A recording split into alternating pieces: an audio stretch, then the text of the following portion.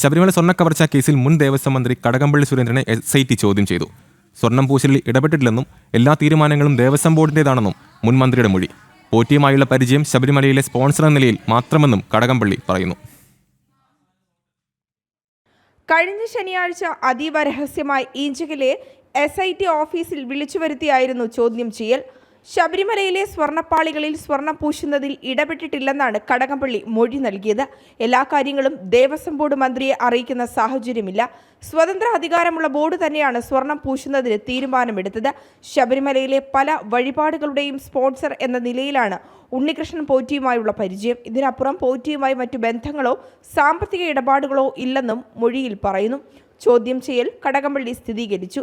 മൊഴിയെടുപ്പ് മുൻ ദേവസ്വം മന്ത്രി എന്ന നിലയ്ക്കായിരുന്നുവെന്ന് പ്രതികരണം. 2019 ദേവസ്വം മന്ത്രി എന്നുള്ള നിലയിൽ എനിക്ക് പറയാനുള്ള കാര്യങ്ങൾ അവർ ചോദിച്ചു, ഞാൻ അവരോട് പറഞ്ഞു. താങ്കളുടെ പേരാണ് ആദ്യം വരുന്നത്.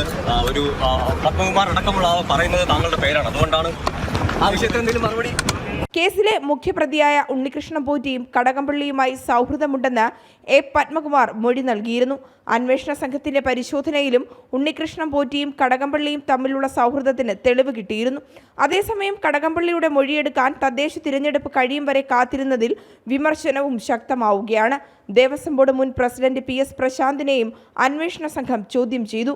PS പ്രശാന്തും ആരോപണങ്ങൾ നിഷേധിച്ചുവെന്നാണ് വിവരം. ജനം, തിരുവനന്തപുരം.